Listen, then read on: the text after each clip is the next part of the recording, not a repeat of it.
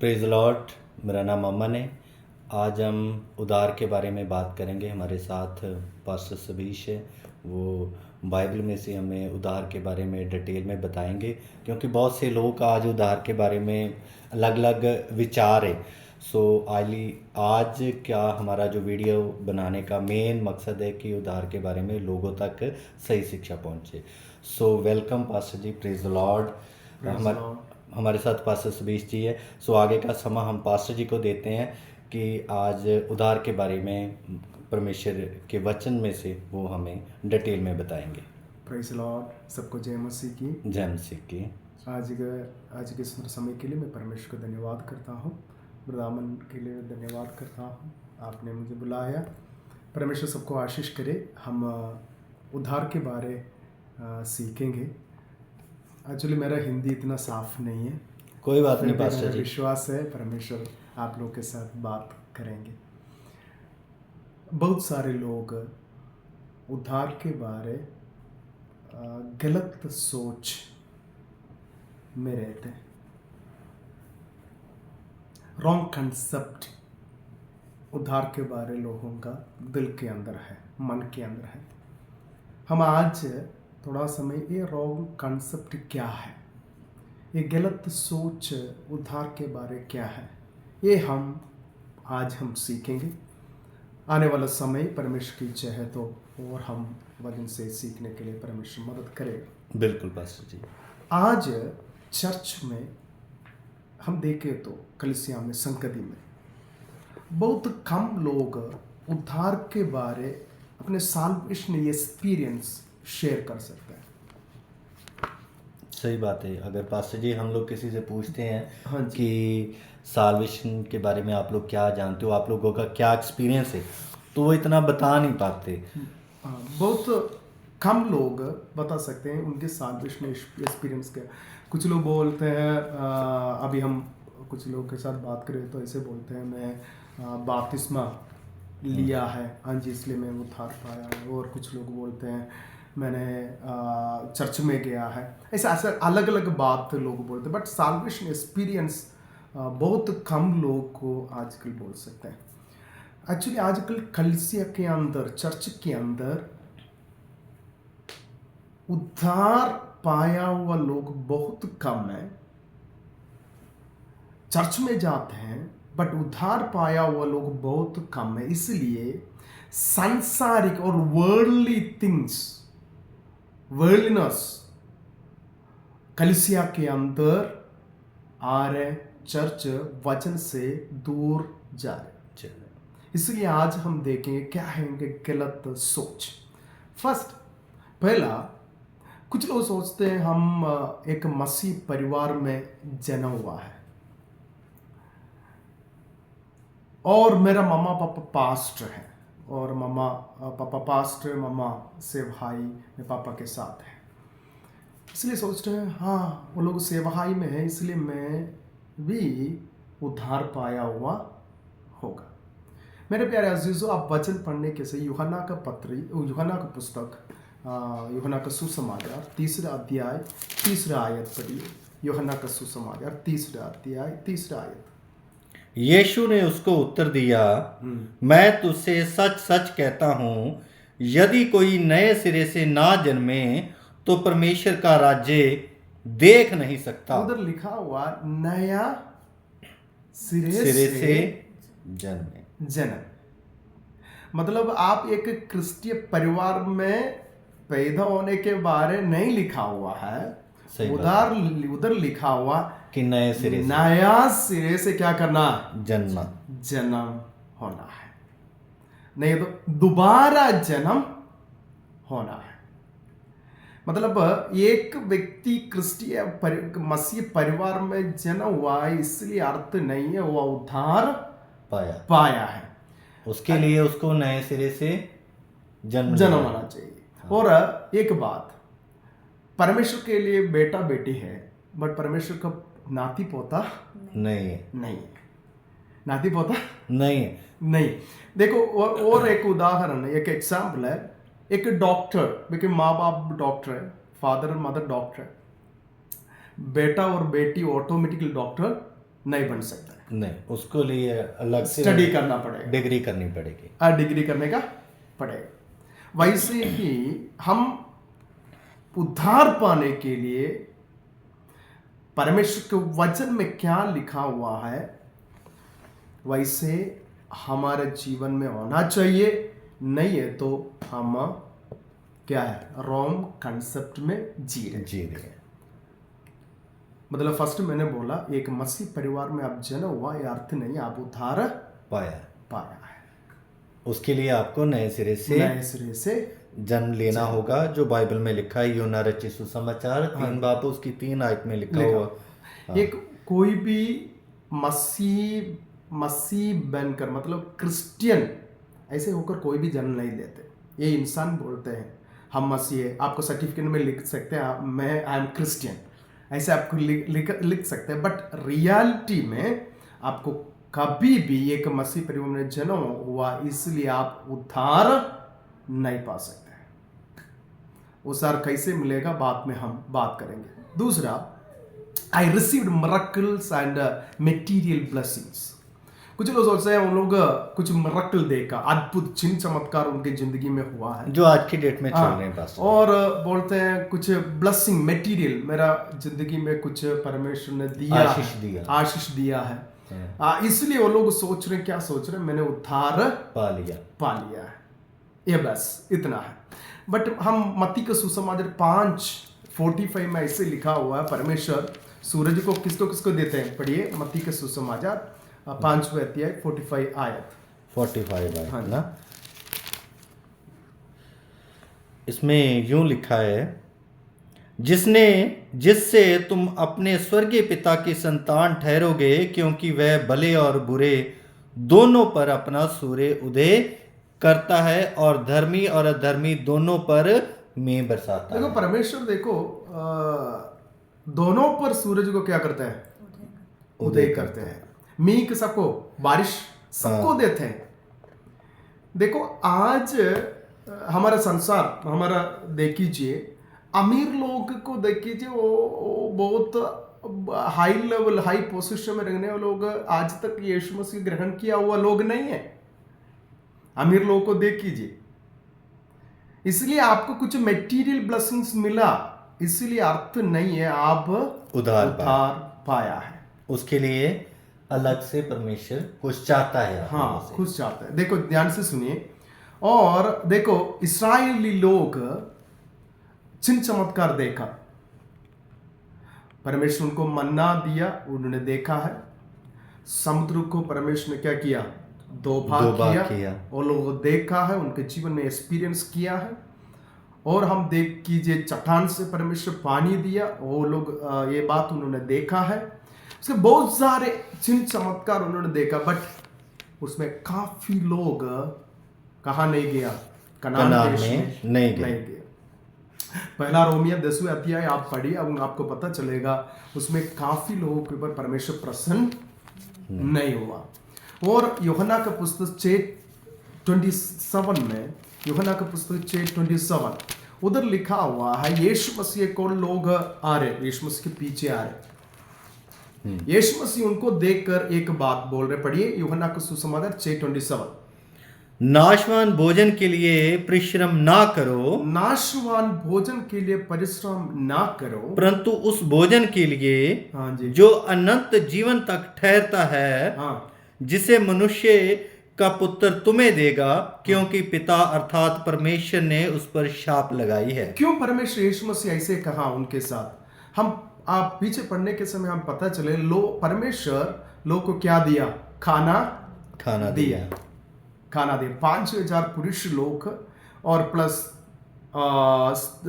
Women's और ladies स्त्री लोग और बच्चा लोग, उस सबको परमेश्वर ने क्या किया, अद्भुत काम के द्वारा उनको क्या किया, खाना दिया। बट अभी लोग अगले दिन यीशु मसीह के पीछे आ रहे, आने क्या के लिए आ रहे हैं, खाने के लिए। सही बात, खाने के लिए आ रहे। बट वो लोग क्या सोच रहे, अभी घर पे खाना बनाने की जरूरत नहीं है। बट परमेश्वर यीशु मसीह के ऊपर उनके विश्वास, उद्धार का विश्वास और और यीशु मसीह के ऊपर अनंत जीवन के लिए क्या करना, ये विश्वास नहीं है। वो अनंत जीवन का मार्ग इनके कोल है, इसलिए नहीं आया। उन्होंने क्या आया, खाना पीने के लिए आया हुआ। इसलिए यीशु मसीह ने कहा आप नाशवान भोजन के लिए मत परिश्रम करो। देखो अद्भुत चिन्ह चमत्कार आज आया। देखो फॉर एग्जाम्पल, आज आपको बीमारी से आप पीड़ित हो, यीशु मसीह आपको चंगाई किया है, मतलब आने वाला सब करेगा और आपके जीवन में बोले ऐसे हुआ होगा। बट ये अर्थ नहीं है आने वाला समय आपको बीमारी नहीं आएगा। सही बात, जरूर बीमारी आएगा। बिल्कुल, जब तक आप शरीर में हो तो पास्टर जी ऐसा है कि आपको बीमारी कोई ना कोई तो आती रहेगी, जरूर आएगा। और दूसरा बात, आप एक चमत्कार देखा इसलिए अर्थ नहीं आप अनंत काल इस धरती में ऐसे जिएगा। एक दिन मौत आने है। इसलिए आप मत सोचिए मैं एक अद्भुत देखा मेरे जिंदगी में, मटेरियल ब्लेसिंग्स, मटेरियल मतलब आपसे ज्यादा दूसरे लोगों के हाथ सब कुछ है। बिल्कुल, आपसे ज्यादा बड़ा घर होगा, बड़ा पोजीशन होगा, सब बड़ी गाड़ियां, सब कुछ है, सब कुछ है। हाँ। इसलिए मत सोचिए ये सब कुछ में मिला है इसलिए मैं उद्धार पाया। मत्ती सुसमाचार 7:23 में ऐसे लिखा हुआ है, आखिरी दिन में कुछ लोग यीशु मसीह को आकर बोलेगा मैं चिन्ह चमत्कार किया है, अद्भुत कुछ मैंने किया है आपके नाम से, या क्या किया, शैतान को क्या किया, डांटा है, ये सब कुछ बोल रहे। बट यीशु मसीह क्या कहा, उनको देखकर बोला मुझे पता नहीं आप कौन है, I don't know who you are. ये परमेश्वर परमेश्वर कहते हैं। प्लीज रीड कीजिए। तब मैं उनसे खुलकर कह दूंगा मैंने तुमको कभी नहीं जाना, हे कुकर्म करने वालों मेरे पास से दूर हो जाओ, चले जाओ। 23 से पढ़िए।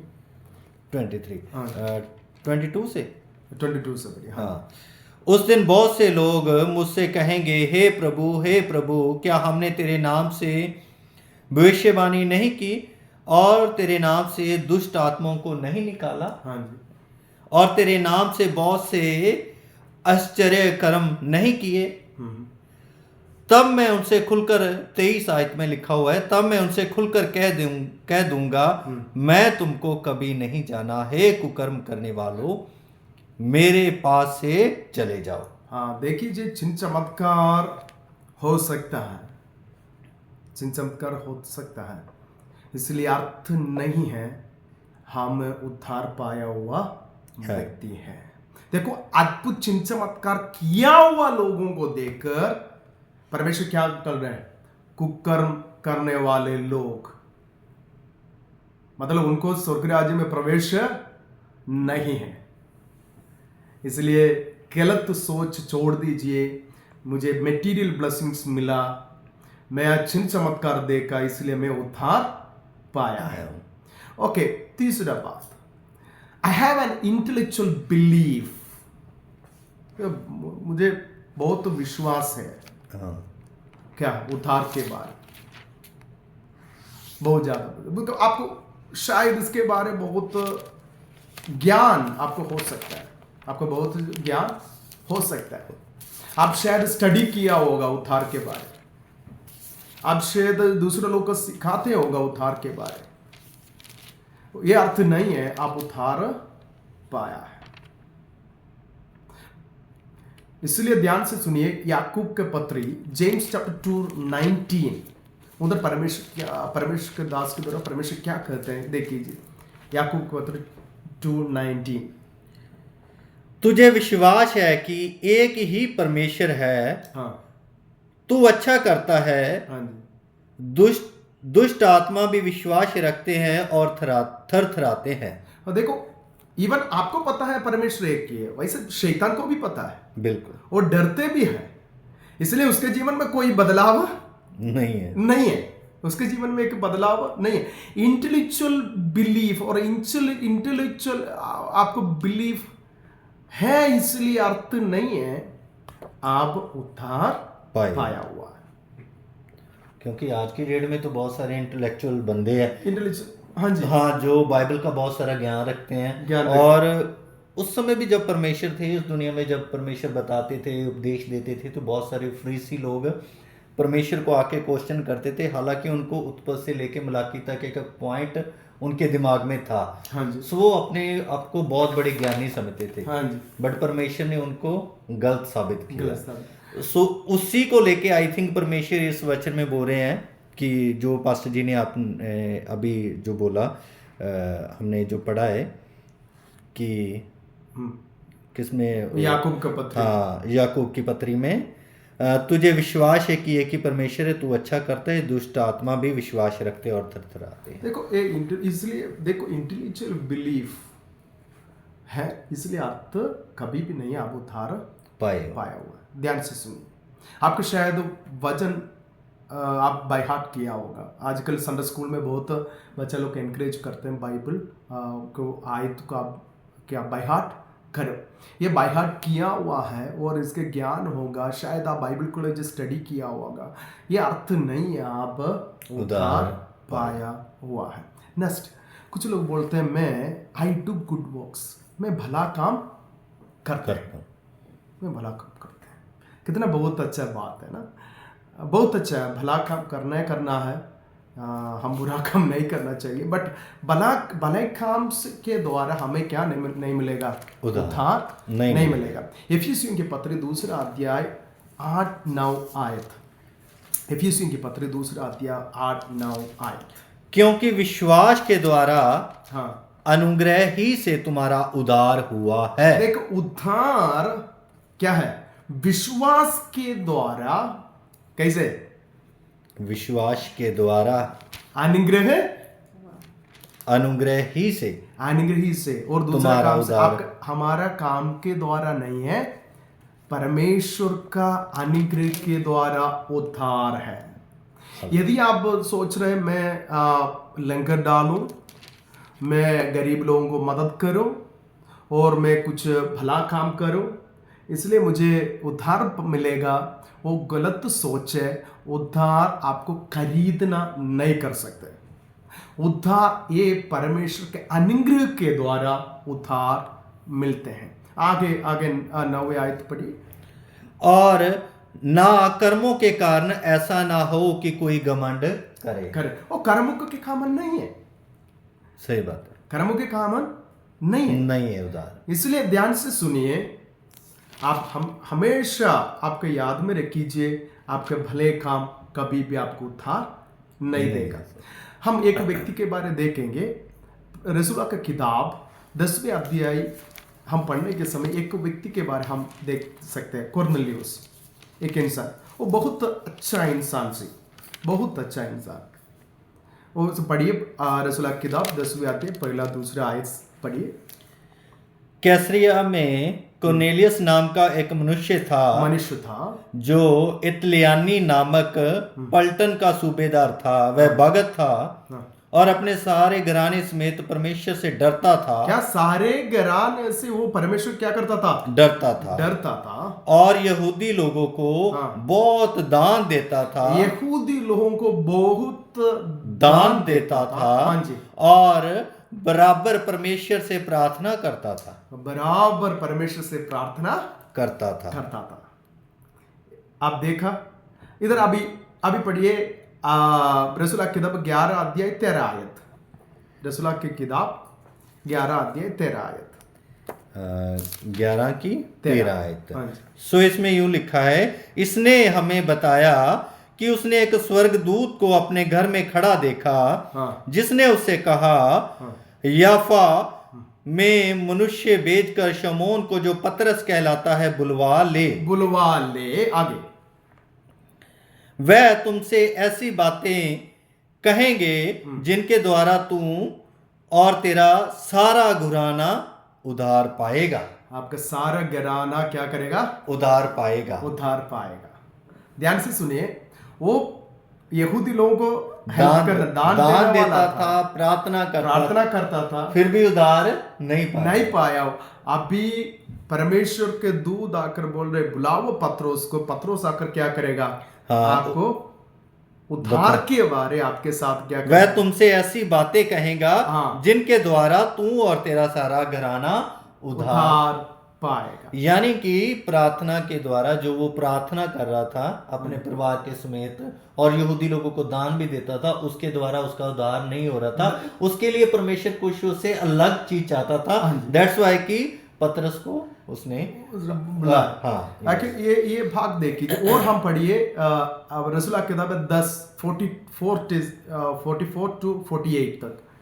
पतरस ये बातें कह ही रहा था कि पवित्र आत्मा वचन के सब सुनने वालों पर उतर आया और जितने खतना किए हुए विश्वासी पतरस के साथ आए थे वह सब चकित हुए कि अन्य जातियों पर भी पवित्र आत्मा का दान उंडेला गया है, क्योंकि उन्हें भांति भांति की भाषा बोलने और परमेश्वर की बड़ाई करते सुना। इस पर पतरस ने कहा, क्या कोई जल की रोक कर सकता है कि ये बपतिस्मा ना पाए जिन्होंने हमारे समान पवित्र आत्मा पाया है, जिन्होंने हमारे समान पवित्र आत्मा पाया है। इधर देखिए, ध्यान से सुनिए। उन्होंने पतरस के द्वारा सुसमाचार सुना, सुसमाचार को ग्रहण किया, परमेश्वर पवित्र आत्मा के दान उनको क्या किया, पवित्र आत्मा के दान दिया और बाद में वो लोग क्या किया, बपतिस्मा लिया। ध्यान से सुनिए, वो अच्छा काम करने वाला था बट फिर भी वो उद्धार नहीं पाया हुआ। इसलिए ध्यान से सुनिए, आप वो अच्छा काम करके आप सोच रहे होगा हाँ जी मैं उद्धार पाया। एक एग्जाम्पल है कॉर्नेलियस, अच्छा काम से आपको कभी भी उद्धार नहीं मिलेगा। और कुछ लोग बोलते हैं आई लीड ए मॉरल लाइफ, मैं एक अच्छा जीवन जीता हूं, मैं किसी को बुराई नहीं करते, किसी को गाली नहीं देते, शायद मैं दारू नहीं पीते और कुछ अच्छा जीवन जी रहे, इसलिए सोच रहे होगा मैं उद्धार पाया हुआ एक व्यक्ति है। बट वचन हम साफ साफ आपके साथ बात कर रहे हैं, नहीं ब्रदर ऐसे नहीं हो सकते। मार्कुस चैप्टर 10 वर्स 17 to 25 हम पढ़ने के समय एक अमीर एक बंदा परमेश्वर को आते, वो आकर परमेश्वर chapter 10 verse 17 to 25 please read 17 to 25। Okay. जब वहां से निकलकर मार्ग में जा रहा था तो एक मनुष्य उसके पास दौड़ता हुआ आया और उससे आगे घुटने टेक कर उससे पूछा, हे उत्तम गुरु, अनंत जीवन का अधिकारी होने के लिए मैं क्या करूं? यीशु ने उससे कहा, तू मुझे उत्तम क्यों कहता है? कोई उत्तम नहीं, केवल एक अर्थात परमेश्वर। तू आज्ञाओं को तो जानता है, हत्या ना करना, व्यभिचार ना करना, चोरी ना करना, झूठी गवाही ना देना, छल ना करना, अपने पिता और अपनी माता का आदर करना।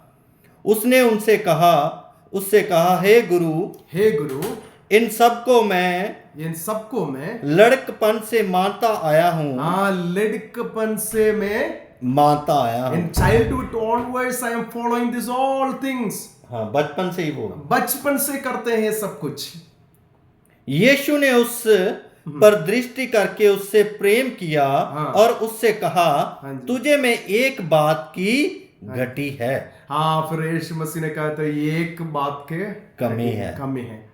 हाँ जी, जा, जो कुछ तेरा है उसे बेचकर कंगालों को दे और तुझे स्वर्ग में धन मिलेगा और आकर मेरे पीछे हो ले। देखो उसके अंदर क्या था, पैसे का एक लालच था उसके अंदर था।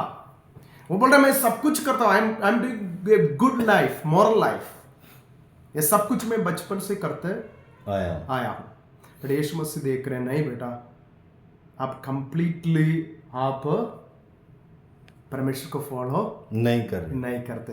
याकूब का पत्र 2 अध्याय 10वें आयत में लिखा हुआ, यदि एक व्यक्ति एक कानून तोड़े तो वो सारे कानून को क्या किया हुआ, उल्लंघन किया हुआ।